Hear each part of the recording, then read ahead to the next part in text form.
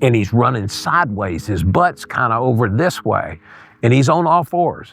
And he is coming straight at me sideways, kind of not perfectly sideways, but at a little bit of an angle, coming at me sideways. And when he got up about 15 feet from me, he come to a screeching halt. And he took his hands and grabbed just debris, leaves and twigs and dirt, and just went, whoo.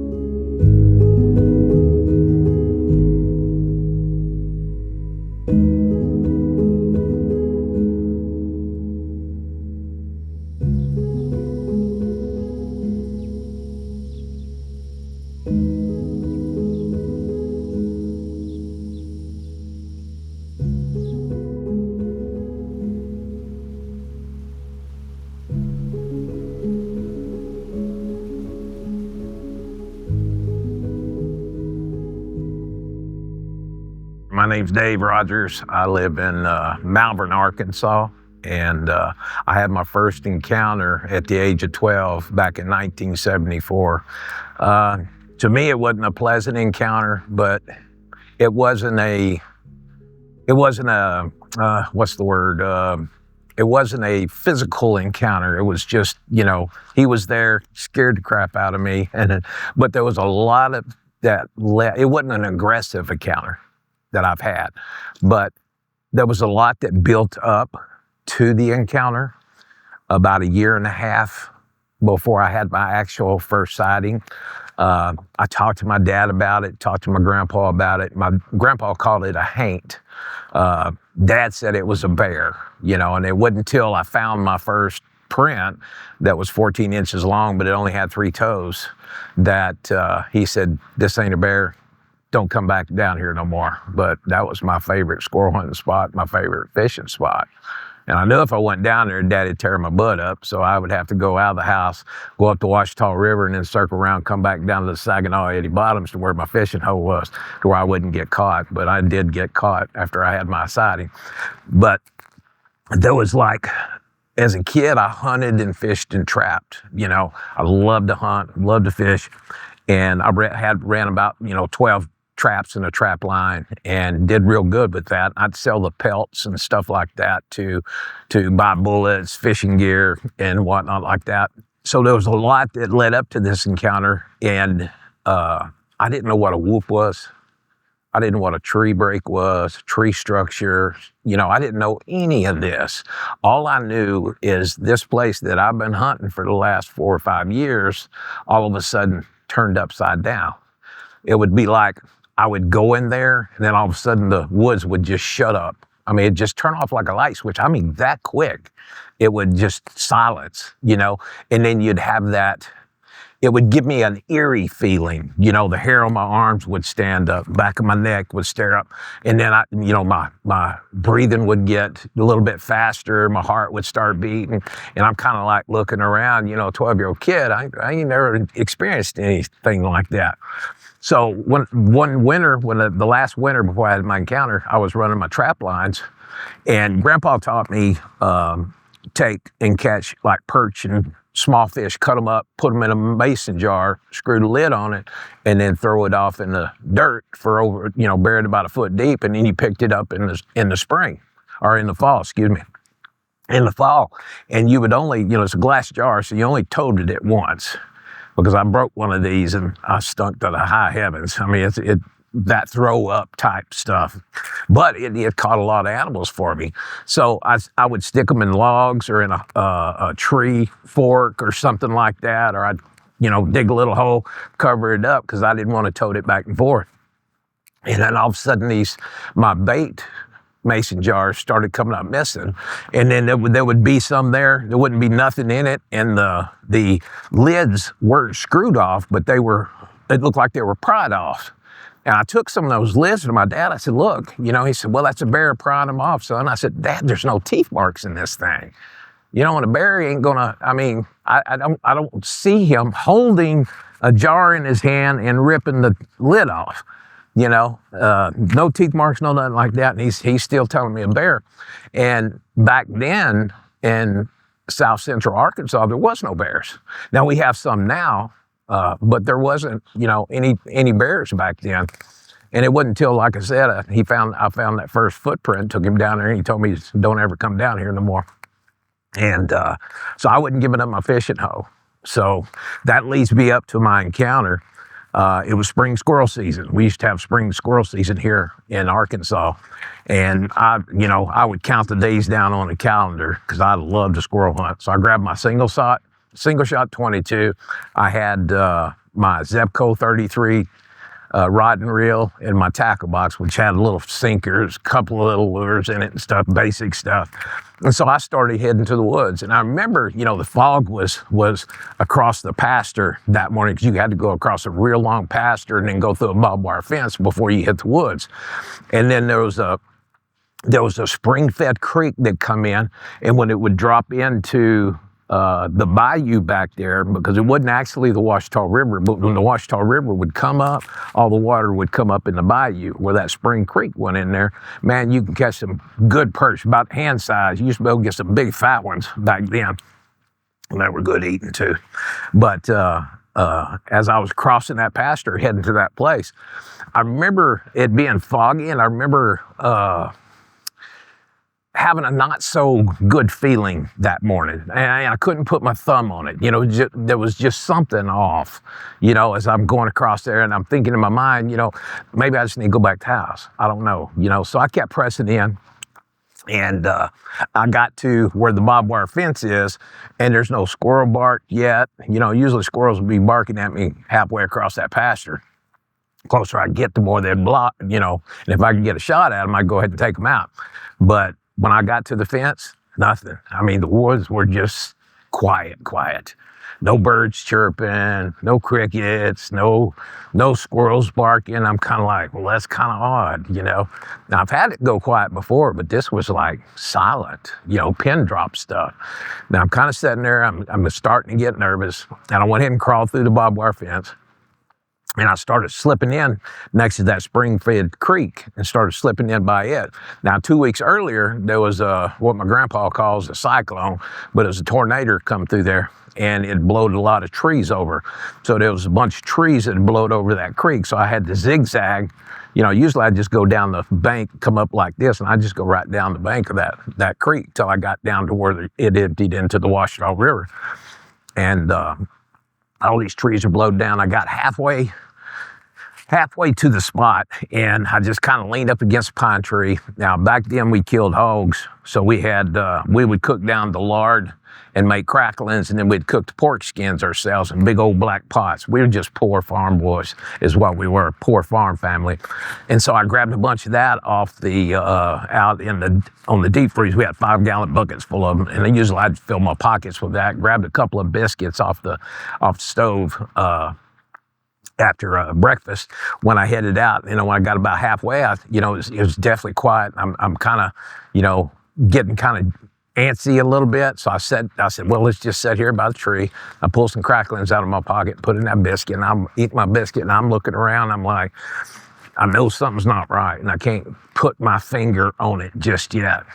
So when I got done eating my biscuit, I got back up and started walking down. There was this big old oak tree that still had leaves were still kind of green that blew over by that tornado. So what I had to do is I had to come down this way and then go around that debris and then come back up to where it emptied into my spot. And so by this time, I'm looking, my head's on a swivel. I'm looking all around. And as I'm coming up that hill, I'm still looking. I got my 22, I got my fishing pole, and I'm looking around, and I come up to the top of that thing. And when I come up to the top of it, I just rode around, and there he was. He was standing in knee-deep water. This hand was doing this in the water, and he had this hand kind of back like this right here. And he looked at me, and I looked at him, and his mouth dropped open, and my mouth dropped open, my brain, I don't know, it's kind of like being in combat. Everything just goes, your vision just goes like this.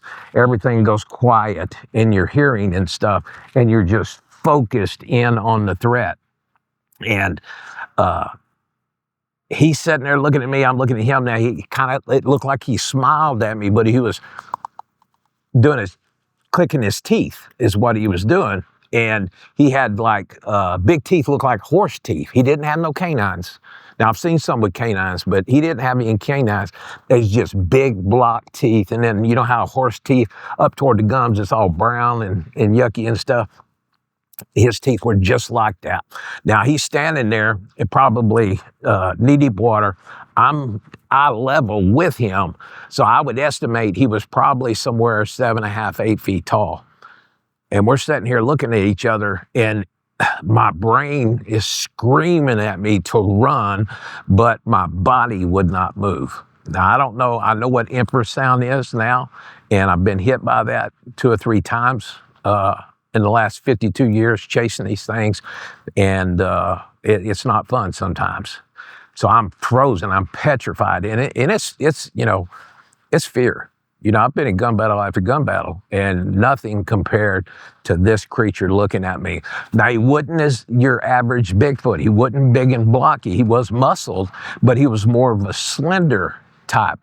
And the thing that I noticed about him the most, I would weigh him in, and I've really studied that, or really thought this out. You know, the facial features, the movements, the way his mouth was clicking and everything.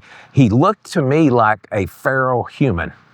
He didn't have the flat nose. He had a nose like ours. Of course, everything was huge. And he had about 6 inches of hair all over his body, except a little bit on the chest. And then around this area here, he had a mustache, small beard. But he looked like a feral human. Or I thought the other day when I was thinking about this story, maybe a hybrid. It could have been a hybrid. I don't know. But he wasn't the average Bigfoot that I see today, that I have encounters with today.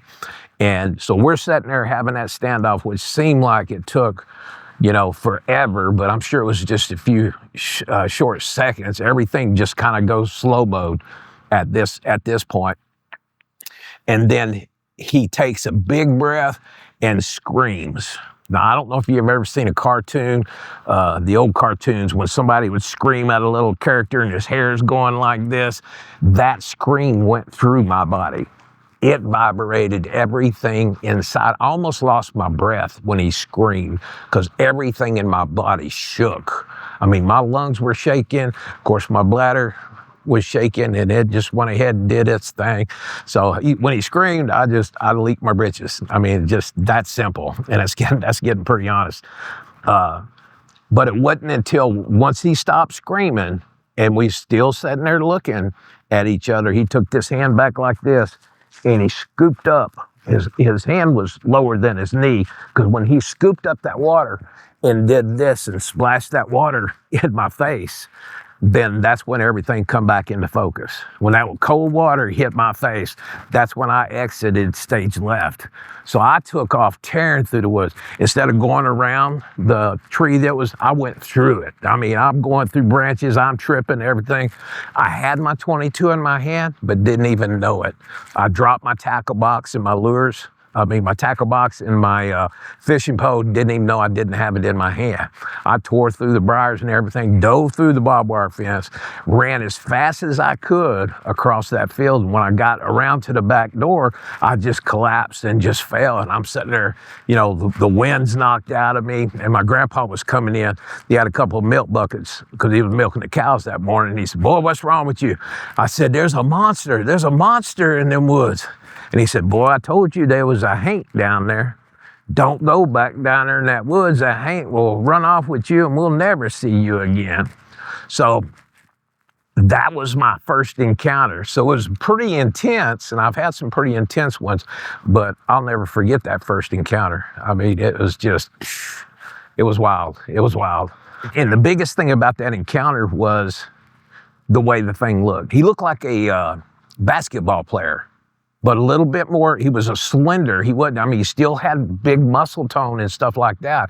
But some of these things, they look like, man, they should be on the NFL defense or something like that. But this one wasn't. He was slender, looked like a basketball player, but he had facial features just like us. Now, I couldn't see the color of his eyes because he had some of his hair. It looked like he'd been rolling around in the mud because he had kind of like, it almost looked like kind of like dreadlocks on his arm, especially down in through here on both arms and stuff. And his hair was hanging in his eyes down to about right here, so I couldn't. But I remember his skin here and on his hands were kind of grayish color instead of, you know, like normal color, like ours was white. You know, a black man's black. You know, the Mexican's is dark brown. You know, but his was kind of grayish color. I mean, it was pretty wild. I've never ever seen anything like that since my first encounter. And I've you know, flat nose, little pooch right here, you know, little bitty ears, cone head. I've seen them all, but that one right there, it still puzzles me today. Of what exactly was that? Was he a hybrid? You know, a mix between a human and a Bigfoot? Was he a feral person? That I don't know, but he didn't have no drawers on.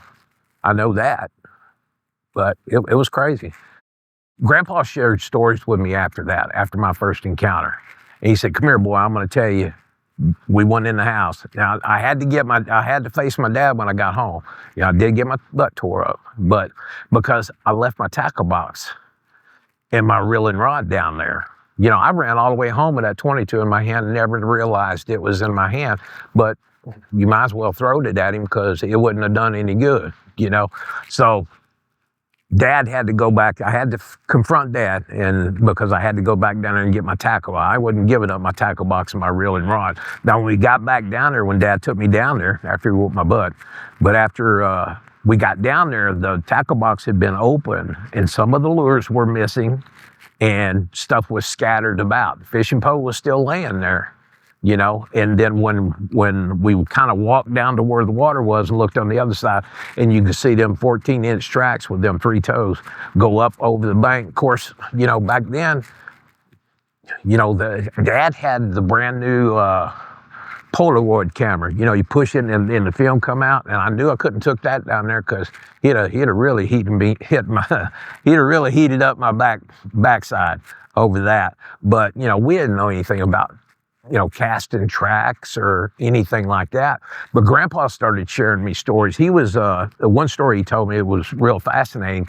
He was a tree topper in Idaho, and they was experiencing Sasquatches were coming up a camp, or they'd watch them cut down trees and stuff. Because back then there were barely chainsaws. They were cutting it with crosscut saws.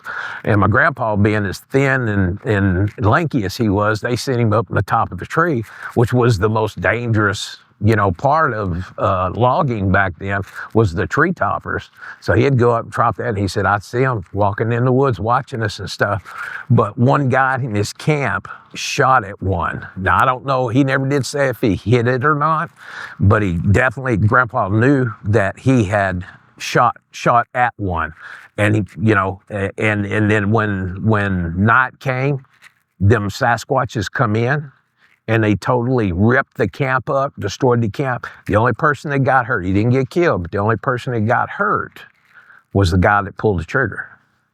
Now, that story there to me, as I look at it as being an adult, you know, shows intelligence on their part. You know, how did they pick him out, knowing that he was the one that pulled the trigger? And he was the only one that the camp got destroyed, but he was the only one who got thrown up against a tree. They didn't kill him, but they did have to take him to the hospital. And there was a lot of little bitty encounters like that my grandpa had, but that was the biggest one. You know, he'd see them all the time, you know, up in Idaho and stuff like that. And that was, my grandpa was born in 1902, you know, so that was years and years ago. Well, it started with that first encounter, and after that, the trauma was bad. I've never been scared of the dark. I could hunt, go get my dog Amos, my black and tan, and I had a tree and walker named Jake. That was my favorite dog. I'd take them, go out coon hunting all night by myself. You know, and I'd hear stuff, you know, whoops, tree knocks, stuff like that, but didn't know what they were. You know, I told my dad one time, I said, you know, it sounds like a bunch of monkeys down there, Dad. And he's like, "Oh, them bears." But it wasn't a bear. I promise you, it wasn't no bear. I wish he would have saw it himself, you know, but he never, you know, spent tons of times in the woods and never had an encounter. But After that encounter, and I started sharing my encounter, and here come the ridicule, the teasing, I'm, way out there, I'm crazy, and you're making this up, you're lying, But when the sun went down, my bow was in the house. I wasn't actually as scared of the dark. I knowed what was in the dark now. All this stuff started making sense of the noises that I would hear when I'm out coon hunting and stuff like that. So I wouldn't go out in the dark by myself till I was 18 years old. Now if we was in a group of people, I'd go, but just by myself anymore, no, that ended that. And then the ridicule that I got, my cousins really rode me hard. They thought it was fun. Hey, it's dark, let's throw Dave outside, and they gang up on me and throw me outside, which made it that much more traumatic, because I'd just lose it. I'd bust a window and come in the window. It didn't matter. I'd break the door down trying to get back in because I was so afraid of what was out there. That was from that first encounter. Then it just, some people think that sometimes these things tag people, or if they see auras or something like that, then it didn't matter where I went, wherever on this continent, I've always seen Sasquatches. I was turkey hunting in Cloudcroft, New Mexico one time, and I had two gobblers coming uphill. Now that's very difficult to do. You got to be a real caller to coast these suckers up the hill. And I can see their heads going back and forth. I'm leaning up the tree, I'm ready. All they got to do is just come up just a little bit more. And then a big black shiny Sasquatch come through there, grabbed the one that had like 11, 12-inch beard, grabbed that sucker, feathers went everywhere. I mean, he just didn't even stop. He just ran through there, grabbed that sucker and kept it going, stuff like that. We were out, this was kind of funny, but it really hurt my uncle. We were out running dogs. They loved to run dogs, and he had this new Jip, and she was kind of a bit skittish. And it's my brother, my older brother Tim, my uncle Bud, my dad, and me. We're out there. It's dark, no lights on. The dogs are running a coyote. We're having fun, and something hit something so loud that I hurt our eardrums, because it was so loud. And his dog got so scared, she was looking backwards, running toward us, and she hit my Uncle Bud in the right knee and just flipped him. We had to end up taking him to the hospital the next day, but it almost broke his knee. Simple things like that, and it's at this time I really, I didn't contribute that to, it wasn't until the internet come out and I started really, all that information was available, and it was like, that's what I heard. It's like, they've been playing the samurai chatter. I've heard that stuff for years and didn't know what it was. I just always called it gibbly. I heard that gibbling down there in the bottoms today, Dad, and it's like they've always followed me around. Didn't matter what state I was in, didn't matter anything like that. They just always appeared. I can tell you about another side, my closest. So I'm working on a book, and I'm almost finished, and it's called Sasquatch in Your Face. And the reason I call it that is that was my closest encounter. This one also scared the fire out of me. It wasn't a violent encounter. I've had some violent encounters with these things, but I'd have to share that off camera. But it was just so, he was there and I was there, and let me set this up for you. I was hunting in South Central Arkansas, and I'd been on this lease. Now, my brother's been on this lease for 14 years. This is probably back in 2017. And I'm out in the woods, and I had one encounter with Big Eddie. First encounter I had with Big Eddie, which was several months earlier. But this encounter here was the closest I've ever been to Big Eddie. And I was sitting in a ground blind. It's kind of like a camouflage ground box that you set in. And I staked it around real good. And it had 2 slide downs to where you'd have a thin little deal that went down one side and then come back up the other side. Then you had a flap window on the back, a flap window over here, and you had the door that zipped up over here behind me. So I'm sitting in there, and it's probably about 11 o'clock. And then I hear the ghibli. Sounds like 2 samurai warriors fighting, and I hear it come all the way down the side of me. Then I heard it go up probably 200 yards, 150 yards, 200 yards. It cut in front of my blind. Of course, it's through the woods. We're down in the swamps now. And when it cut through that path in front of me, I heard 3 trees snap. Just bam, bam, sound like a shotgun going off. And then everything was quiet. So when I heard the ghibli, it kind of brought that first encounter all the way back. I started breathing hard, getting antsy. My hands were shaking. I knew what it was. And I'm like, he's only 50 yards away from me doing this.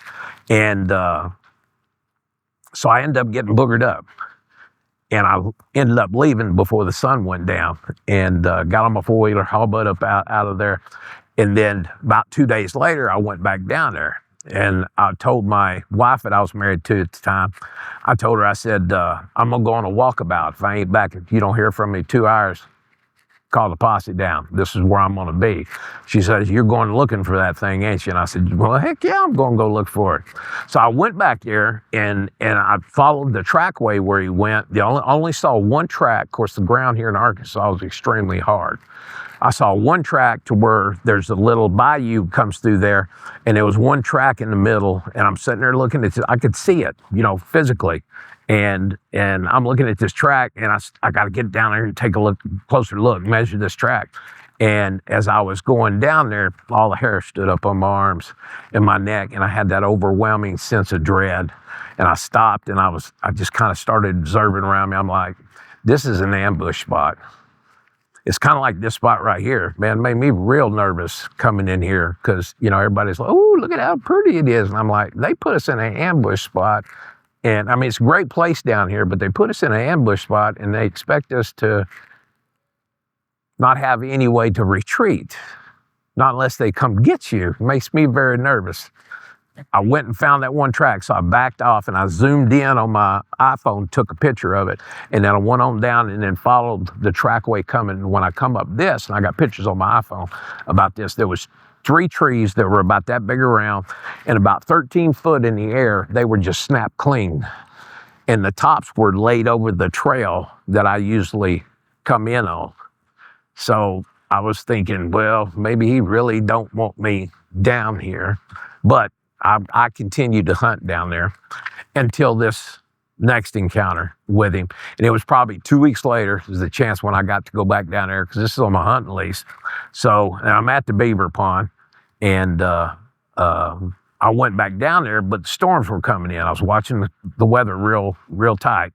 And I'm like, well, it's going to be some storms. I'm going to go anyway. So I went down there, got my RV parked down there. So I went down there, and I usually get into my hunting blind at least an hour before the sun comes up. That way I can get in there and get settled. And in Arkansas, you can feed deer. So I've got a corn feeder sitting out there about 50 yards. And I'm sitting there, pitch black, thundering and lightning, super bad. The wind hadn't picked up. It wasn't raining. I'd spotted just a few times that morning because I could hear it hitting the blind. And I'm sitting in my chair like I'm sitting now, except my knees were up, and I had my rifle laying across here. And I've been sitting there watching, how when it lightnings, it's like you see everything for a split second, and then the lights go back off. So I'm sitting there in that hunting blind, and I hear a stick pop behind me. Well, when the stick popped, here went the hair. Here went the hair on my arms, and I'm like, oh my God, there's one behind me. And so I'm sitting there, I'm rubbing my legs just about like this, and I'm like, I know there's one behind me. And the stick pop wasn't very far behind me. I'm like, I know that sucker's behind me. I know that sucker's behind me. It's going over and over in my head. And I'm like, this is just thin material. It wouldn't take much for him. And I've got a flap window behind me that's undone. and he's standing behind me, exactly behind. All he had to do is reach in there and grab me, and it'd been all over. So I'm sitting there in my chair, I got my rifle, and I'm doing my hands like this, and I'm like, he's there. I know he's there. I know he's there. So I stopped, and I kind of bent over like this, and I tried to get into that corner over there. And what he was doing is he was standing behind my blind, and he was looking over like this direction because his hair was hanging down like this. And he was looking in this direction, and the lightning popped. And so we're about this far from each other. When I saw him, I screamed like a little girl. I'm man enough to say that. He screamed, sounded like a bulldozer going through the woods. I tried to exit stage left through my blind, but I anchor it down because we get a lot of bad winds and sometimes we get a tidal wave of water. So I tried to run through my blind until I was wore out and finally collapsed on the ground. And I'm sitting there breathing, my heart's beating out of my chest, and that's the closest encounter that I ever had, just inches away from this Bigfoot.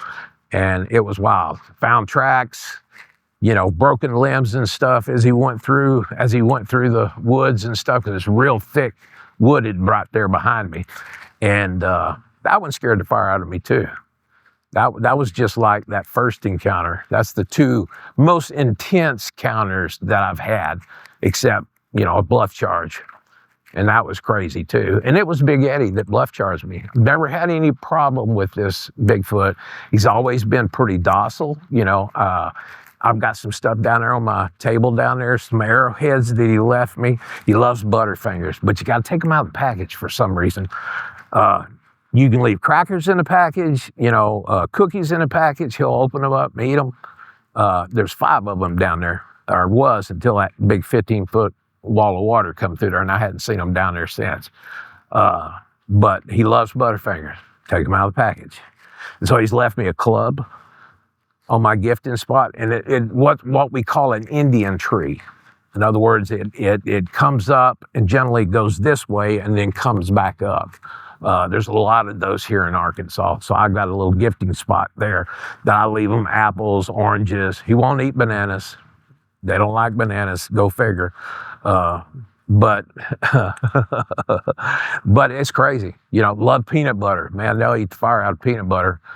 You won't see a not near lick one of peanut butter left in that jar. So there was about a clan of 5 down there in my hunting spot. Now, Big Eddie's the first one that I saw, and was very unexpected. I knew something was going on down there, and I asked my brother, I said, man, have you ever seen anything kind of crazy down here? Hear anything kind of crazy? He's like, no. I asked my cousin, he lives down there. He's been hunting these woods since he was a knee-high to a jackrabbit.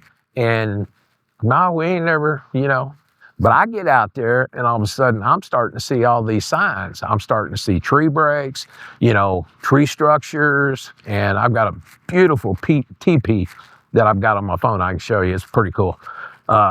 But the first encounter that I had with Big Eddie is I was on an old logging road, and there was a cutover right here, and the trees, the pine trees at that time were probably about 6 to 8 foot tall.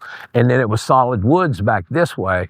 So I set what I call my Cadillac, my tire stand. It's like 30 feet off the ground and has all enclosed. It's a pretty nice stand. So, and I had a pathway cut through here where my feeder set over here about 50 yards. Well, bow season, I was too far to shoot with my bow, so I come back over this area here and got me a lean-up stand, a double-seat lean-up stand. This puts you about 25 foot off the ground. So I've got it, and it's all bolted to the tree and cabled and whatnot. So I went in there one morning, and I've heard some whoops, but I haven't had any Class A sightings. And so I parked my four-wheeler down here. It's an hour before daylight. I'm trying to get in there and get to my stand. I got my bow, my crossbow, and I have my pistol on my hip. And when I come around where my tire stand sets at and look, I kind of started scanning the woods. I had white light, and I scanned the woods. There was a doe standing there. I caught her eye shine, and then she just scampered off. Thank God she didn't blow, because the hunt would have been over then. But she just kind of took off. And so I just kept coming back. When I come across like this, I was like, oh my God, And I'm sitting there looking over here, and I'm like, I don't want to go back, I don't want to go back, I don't want to go back. And so it's pitch black. And so I kind of scanned my light again, but I went lower and I could still see the eye shine. Now my feeder's 8 foot tall, and this thing is like 1.5 feet above my feeder. And he's probably standing about 6 foot in this big pine thicket. And it's got a lot of underbrush growth, kind of like this stuff is here. And he's standing up there, but it's he's about 9.5 foot tall, because we have to put our feeders way up in the air because we got a bunch of hogs come in there and they'll destroy a feeder trying to get that corn out. And so he's standing there. So, I mean, hair stood up. I'm breathing real hard. And I'm like, okay, decision time. Now, my stand is right here. My tire stand's behind me. And my four-wheeler is about 150 yards away from me. I know I can't outrun him. So I said, well, and all this happened in a second, but it seemed like it was slow motion. I said, I'll hit the stand. So I just turned my light out, turned toward my stand, and walked to the ladder. When I felt the ladder, then I shot up that ladder and got in there. Of course, it's all camouflaged all over once you get up in the box. So I got up there, I set my bow down, I set my backpack down, pulled out my pistol. It's got laser sighting on it. And on my blind, you have camouflage all around, and then you can pull these windows down to where you can shoot your bow out of or shoot rifle. And then underneath, I've got a camouflage burlap to where when the deer come underneath you, they don't see you moving around in there and get spooked and blow. And so I'm sitting up here and I'm praying. I don't care if you're a Christian or not. If you got one of these rascals underneath you up in the stand and you're up on the side of a tree, you'll pray, okay? So I'm praying, praying that the sun would come up real fast. And so I'm sitting here and I got my pistol between my legs. Hadn't hit the laser yet, but I got my pistol between my legs, and I could hear him walking around underneath me. And then I could hear him stop, and he'd be still for a little bit and he'd sniff the air. He was trying to smell me, and he walked all the way around the stand.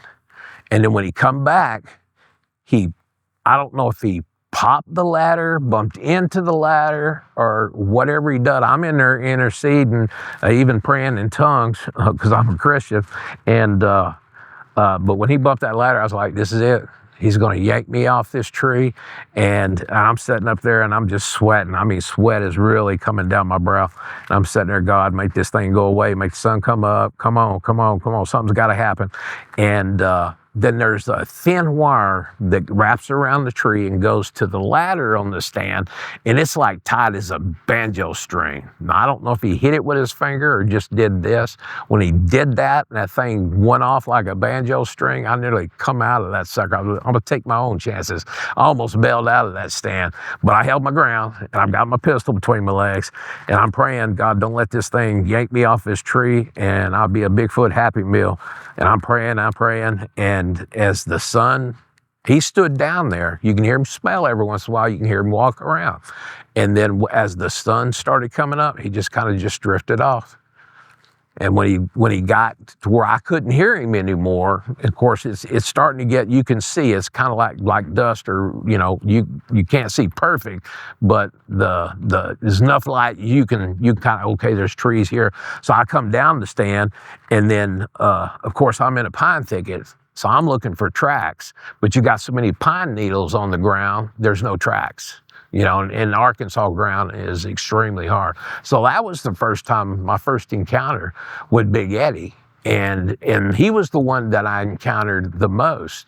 But when I found out there were 5 of them down there, is when I'd go down there on the river late at night, and I would fish. And I'd put on Southern Rock. They love Southern Rock. So what I would do is I'd sit down there, I'd throw some, 2 or 3 posts, and I'd just kick back, me and my dog, and I'd turn on some Southern Rock. And then I heard an owl way off in the distance.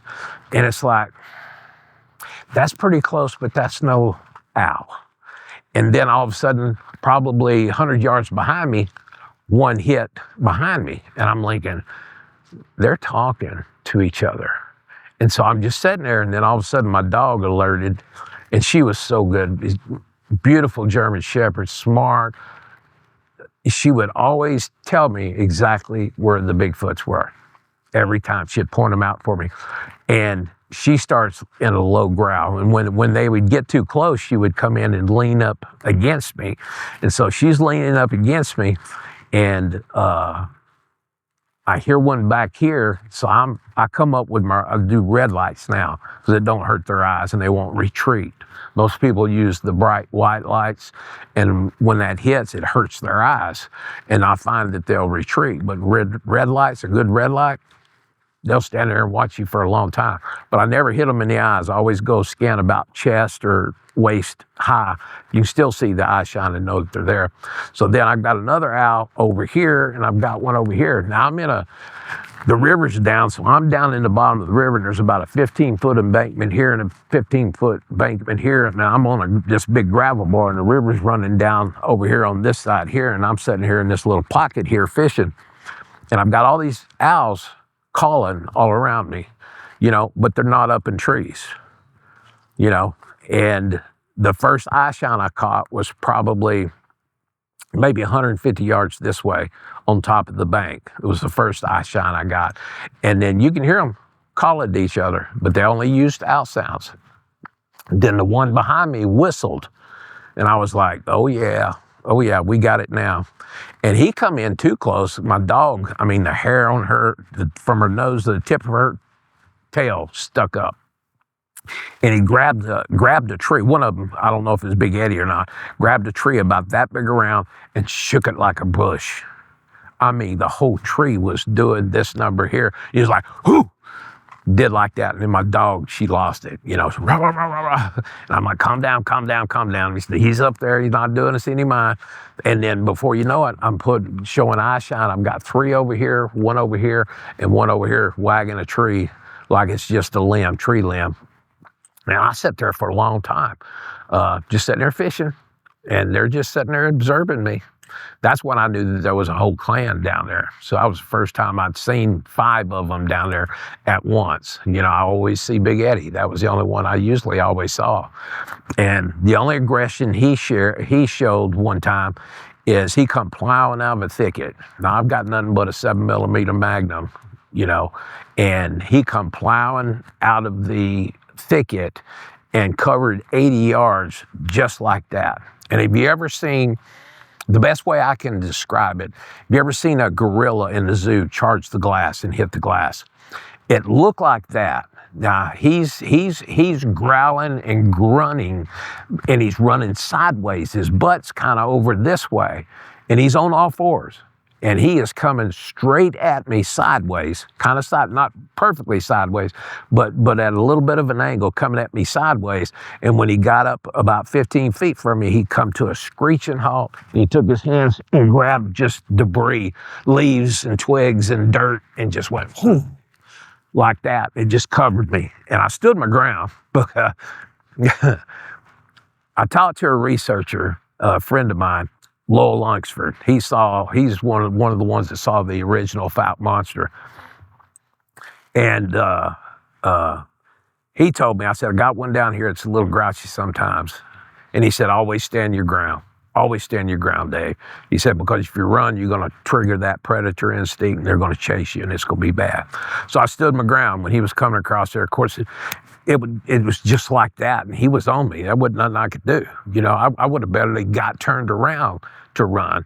And the only thing that we can figure is possibly I talked to a couple of researchers about this, because it really surprised me because he's never showed any aggression. But there may have been a young, new juvenile that I got too close to, coming through the woods, because I knew they were there. I knew where he was, because I could tell by his whoop. But I figured there was a juvenile with these other researchers. There was a juvenile I got too close to. And that's the only time he's ever showed any type of aggression. As far as, are there different ones? Yes, absolutely. I've seen, the funniest thing I ever saw a Bigfoot do was I saw one, he was probably maybe 50 yards, 45, 50 yards from me, and he was hiding behind a tree. But the tree was only this big around. And the funny part is he's standing sideways behind that tree, and you could see his pot belly. He had a pot belly. And I've seen some that, and I couldn't help but laugh, and he would kind of look like this. And I guess he thought, well, if I don't see him, he don't see me. But it was hilarious. You just had to see it. But is there different ones? Yes, absolutely. I've seen red ones. I've seen black ones. I've seen silver-backed ones, old ones. I think if they find a safe place to be, it's like this clan. This clan's been down there for 5 years until that 15 foot of water come through there and wiped everything out. And I haven't seen them since. Now, they may have moved in since then, but I went through a real hard time when my ex left. But the blessing in that is it put me back in the woods to have more encounters, and has led me to now speaking all over the place, telling people about Bigfoot. And my heart is in all that is to take people on expeditions and let them experience, hopefully not what I had the first time, but have experiences. We had an expedition 3 weeks ago in Southwest. We thermaled 3 in the bottoms, but one come walking right through camp. My friend Kay, that's down here, that does all my PR work, I think she come and talked to you. One walked right behind her, turned sideways, looked at her, and of course her back was to it, but the guy on the other side of the table was like, and he's like, keep talking. And he's looking at this thing, and it turned around and looked for just a few seconds and then turned around and walked off. But yeah, there's different ones, different size. I believe they live in clans, and from what I've observed, every now and then there's a rogue one that can be pretty dangerous. But all that stuff's off the books. Different heights, different weights, different colors, different looks. It's kind of like us as humans. We're all the same being, but yet none of us are alike. None of us, every once in a while we'll have a doppelganger out there. But as far as from a Christian standpoint, it's funny that that question's been asked, because I get that a lot. And I'm working on a book. I'm fixing to finish my first book, but I'm working on another book that's Jesus and Bigfoot. And I'm going to tie into what I believe what these creatures are and how they got here.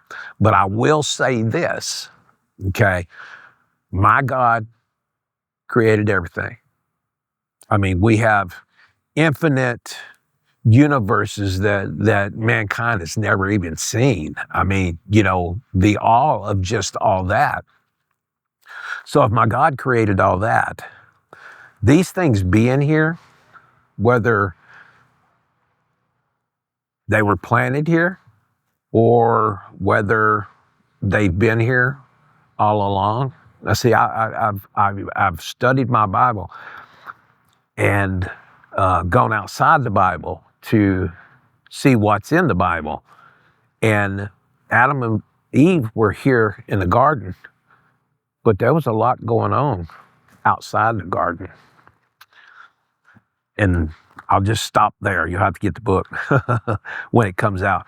But what I do believe, everything in me, they had to come across my God's desk first to be here. So whether God created them or, were they dumped over here by a flying saucer, who knows? Now they tie in together, because a lot of times when I see these, not every time, but a lot of times when I see these, I see orbs as well. And I've seen them follow the Sasquatches, or, go around them like this, as they're walking through the woods, or they'll be above the treetop, as these things are, walking through the woods and stuff. I got a drone, I'm always looking for new equipment. That's why we're here selling stuff. I can get new equipment. I want a thermal drone. But the drone is going to open up a whole new avenue for me, and I'm super excited about that. So, I've had tons of encounters. It's been, I stayed a closet Bigfoot because of the ridicule for 50 and a half years. It was two buddies of mine that Well, one buddy of mine come in and he's like, I hear you know about Bigfoot. Everybody keeps pointing me over here to your business. Tell me a story. So I told him my first encounter. He's like, oh my God, you need to tell people this. I said, heck no, I ain't doing that. I said, man, I got ridiculed when I was a kid. So every time he'd come in, he said, share me another Bigfoot story. So I'd share another Bigfoot story with him. And then he ended up contacting Miguel with Sasquatch Theory.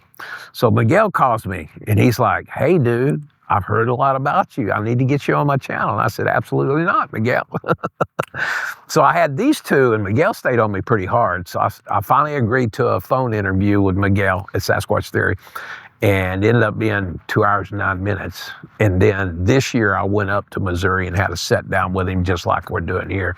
Miguel's a good guy, but he's got a thermal drone.